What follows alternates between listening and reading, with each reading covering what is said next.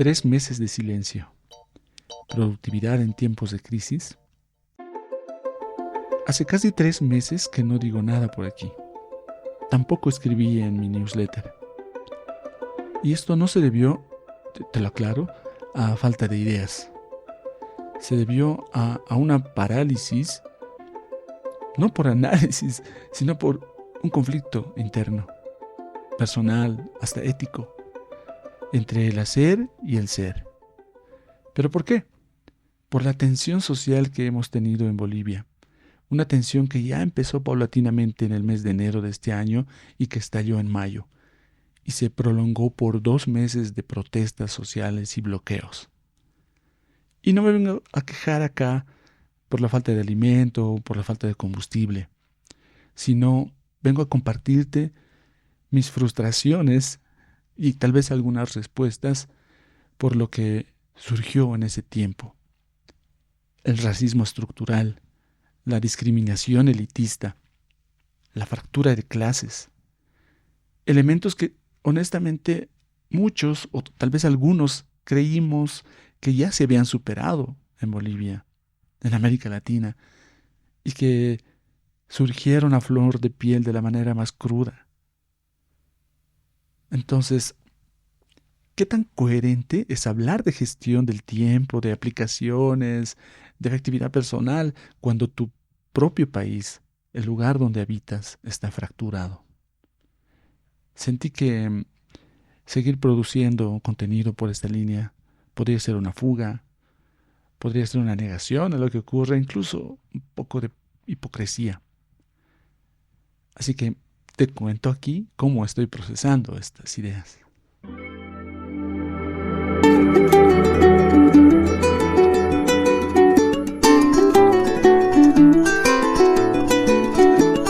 Procesando Ideas. Procesando Ideas es un podcast sobre procesos creativos y cómo conectamos las ideas que nos llevan al tejido de conocimientos, prácticas y resultados. Muy buenas, soy Richard del colectivo Pachacamani y te envío un saludo sonoro hasta donde quiera que estés. Episodio 16. La fricción del contexto estable. Los sistemas de productividad como GTD, hábitos atómicos, ARC, realmente hay muchos, parten de un supuesto de que el entorno donde vivimos es estable. Entonces, cuando ocurren cosas radicales como las que vivimos, optimizar tu semana, planificar lo que vas a hacer la siguiente semana, realmente no puede aplicarse. No funciona, puede ser una negación. Entonces, ese supuesto nos muestra la otra cara de la productividad, aquella que se llama la productividad tóxica, la que nos dice que si no puedes producir, eres un fracasado. Pero, en realidad, ¿qué pasa con tu entorno, con el contexto en el cual vives? Ya hablamos antes, me acuerdo ahorita, de un autor, Byung-Chul Han, que hablaba de la sociedad del cansancio y la autoexplotación que nos hacemos nosotras y nosotros mismos. Y este paradigma del rendimiento que nos convierte en nuestros propios explotadores. Entonces, no somos individuos aislados optimizando tareas. Somos cuerpos insertos en redes de poder, historia y conflictos. El análisis de la fractura. Cuando queremos entender lo que ocurre y no solamente evadirlo, vamos a utilizar las herramientas que tenemos a nuestro alrededor. Y como vengo desde la antropología, pues me puse a revisar algunas cosas, a releer algunos textos desde la historia y la sociología que me ayuden a entender también lo que pasa. Es así que quiero compartirles a 3 autoras. Empiezo hablando de Silvia Rivera, que nos habla, nos recuerda de que las sociedades latinoamericanas son como mundos paralelos que viven en conflicto y es muy difícil lograr una síntesis armónica. Ahí está inserto el racismo, las tensiones de clase, y estos elementos obviamente no van a ser imprevistos, son parte de de la estructura misma en la cual nos desenvolvemos. Y el sujeto racializado que vive a tu lado, es tu vecino, en tu zona, que eres tú mismo porque tienes tus familias que provienen de orígenes indígenas. Entonces, esos elementos no pueden optimizarse siendo profesionales o trabajando en diferentes lugares. No son elementos que vamos a ignorar. No podemos negar el dolor de nuestras familias. René Zabaleta Mercado, el siguiente autor, me hizo pensar en su concepto muy conocido por acá, que es el de abigarrado. Con eso explica de que la sociedad boliviana y latinoamericana también no es homogénea y que es una mezcla compleja, no solamente de identidades y proyectos políticos, sino incluso de tiempos, ¿no? Hay elementos que aún se siguen viviendo acá, especialmente pueblos indígenas, que son prácticas culturales que provienen de mucho tiempo atrás, ¿no? Y todo eso genera tensiones permanentes en la sociedad, lo que implica que no existe una sola narrativa, un solo significado, un solo discurso. Van a haber múltiples voces que se van a superponer, que se van a contradecir. Y eso es lo que tenemos que entender de nosotros mismos. Finalmente, quiero mencionar a Rita Segato con el concepto de pedagogía de la crueldad. Ella explica cómo las estructuras sociales enseñan y naturalizan la violencia en contextos de polarización, como en el que obviamente hemos podido ver. Y si vemos más allá, en el mundo también se presenta lo mismo, ¿no? ¿De qué manera está latente este tipo de tensiones racistas y de discriminación y ante la poca oportunidad que encuentran, salen? Y de la manera más cruda, como les he dicho. Pero Rita también plantea que hay la posibilidad de construir contrapedagogías, maneras de resistir estas situaciones en las que se viven. Entonces, ahí también se ve una luz. No es todo negativo que nos va a ir consumiendo, sino tenemos que ir encontrando vías de buscar alternativas o construir estas alternativas que en medio de la fractura nos muestren que no todo está perdido. Entonces, en esa vía, como antropólogo aymara, mi posición no va a ser de un mero observador distante, sino reconocer que todas y todos, seamos o no investigadores, seamos quien seamos, somos personas que tienen un cuerpo político, que forma parte de todo lo que ocurre a nuestro alrededor. El adentro, la dimensión psicológica y ética. Todo esto que ocurre a nuestro alrededor tiene un efecto dentro de nosotros. Entonces aquí podemos llamar a lo que decía Martín Baró, un psicólogo social salvadoreño, quien habla del trauma psicosocial, de cómo esta violencia estructural no solo afecta a las personas individualmente, sino desgarran el tejido social, generan una fatiga ética colectiva. Y esos aspectos tienen un impacto directo en las personas. En este caso en mí, al querer desarrollar mi trabajo, mis agendas y lo que tengo por hacer, mis podcasts, etcétera, y de qué manera llegan a sentirse frustrados esas ideas de trabajo. Lo que me pasó a mí no fue solo falta de motivación, fue de cierta manera una protección ética. Como te mencioné, yo no podía hablar de situaciones que para el contexto en el que vivía, de tensión tan dura, me parecían hasta hipócrita hablar de perfeccionamiento de tu agenda, etcétera.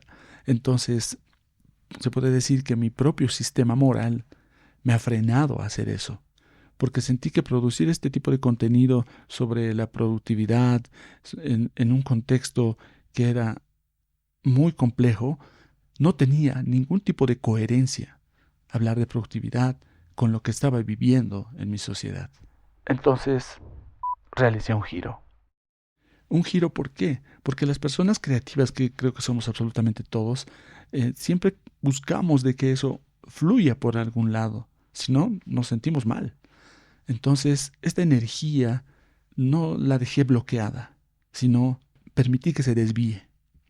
En ese sentido, he creado otro canal, un canal paralelo, donde podía reflexionar la situación del país, donde podía ser un poco más directo en el tipo de información que realmente hace falta en esos momentos. Y eso ha ayudado a que se alivie parte de mi ser en mí adentro. Y eso es algo que también puedes hacer tú, de acuerdo a las situaciones en las que te encuentras. Si tienes un proyecto de difusión de contenido como este, pero la situación en la que estás viviendo puede ser en temas de enfermedad, etcétera, te frenan y tú no quieres incluir otros temas dentro de tu podcast, de tu newsletter, etcétera, entonces podrías crear un canal paralelo para hablar de ese otro que tú estás sufriendo, que tú estás viviendo, de lo que tú quieres aportar también a las personas. Incluso lo podrías hacer con un seudónimo. Y eso no es de ninguna manera cobardía, ¿no? Son estrategias, en parte de escape a nivel personal, pero son elementos que seguramente van a servir a otras personas también. Y esto me ha permitido también mantener una coherencia con mi proyecto personal, con este proyecto. Así que en este podcast ya no estoy hablando de situaciones políticas, incluso que quizá no puedan interesarte, ¿no? Como le dicen, contenido off topic. Entonces quise mantener la coherencia en el contenido, pero como personas creadores, también tener una coherencia con nosotros mismos y seguir produciendo y mostrando nuestras reflexiones también sobre lo que ocurre, en este caso, en la crisis política que había en mi país. En lugar de forzar la mezcla, crear un espacio paralelo puede ser lo mejor. Entonces, esto no es un fracaso de productividad, es disidencia creativa. La creatividad no me ha abandonado, me protegió, en cierta manera, de traicionar mis propios valores. Tienes que responder a la necesidad que te está indicando tu ser. El retorno, la pausa como estrategia. Entonces, aquí estoy nuevamente. Hay una idea muy interesante en la parte desde la agricultura, que es el barbecho, ¿no? Es dejar descansar la tierra para que recupere sus nutrientes, o sea, dejar descansar, me refiero a no sembrarla por un tiempo, por unos años. De esta manera, la tierra recupera su vitalidad, no estamos abandonando la tierra, solo estamos dejándole descansar un poco. Desde un punto de vista filosófico, desde la cultura andina, se habla también la idea del Pachacuti. Ese es el retorno del tiempo, el retorno, ¿no? Este Pachacuti se puede aplicar también a este descanso. En cierta manera, este proyecto descansó y ahora estamos en este Pachacuti, retornando. Pero no es un retorno a la normalidad, es un retorno al cauce, pero con mayor conciencia, ¿no? de las tensiones que existen y que siguen existiendo. Si han pasado estos tiempos, estos meses, estos 3 meses, en Bolivia no se han solucionado los problemas. Siguen ahí, en tensión constante. Lo importante es reflexionar y aprender sobre eso e incorporar quizá esas situaciones también en los proyectos que estamos haciendo. La pausa no es no hacer nada, es reconfigurar la relación que tenemos con el hacer, con nuestros proyectos. Es retomar, en este caso, mi podcast, el newsletter, etcétera, no como un escape. Es tejer conocimientos desde la crisis, no a pesar de ella. Reflexión final y alternativas de acción. En Bolivia, los problemas no se han solucionado. Las tensiones siguen latentes.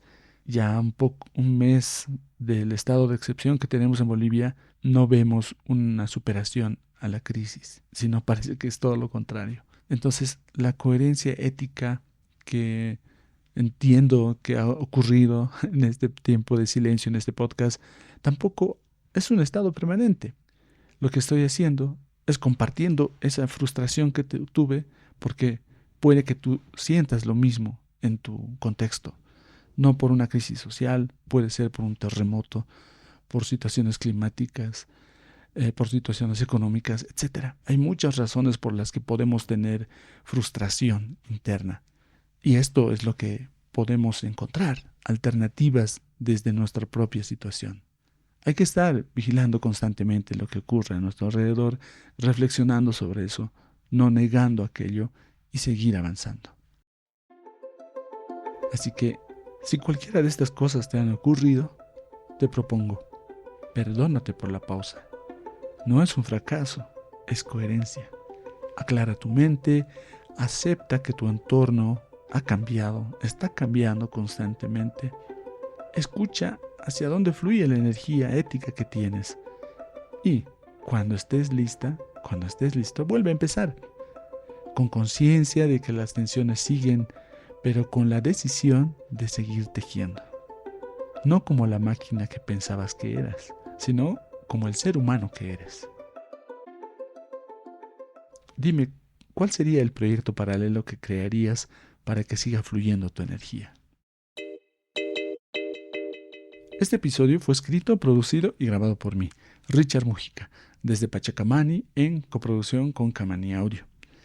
Como ya sabes, voy a recibir tus comentarios a mi correo personal richard@pachacamani.com, en Mastodon @muxica@masto.es o en LinkedIn. Una primera versión de este podcast en formato escrito lo he publicado en mi newsletter, tanto en Substack como en LinkedIn. Y quiero agradecer los comentarios de Michelle y de Violeta que hicieron en esa publicación, así como a todas las personas, nuevos suscriptores en el newsletter como en este podcast. Gracias a ustedes, seguimos con ganas de compartir estos pensamientos. Nos seguiremos escuchando, anotando y procesando ideas, y te envío un saludo sonoro hasta donde quiera que estés.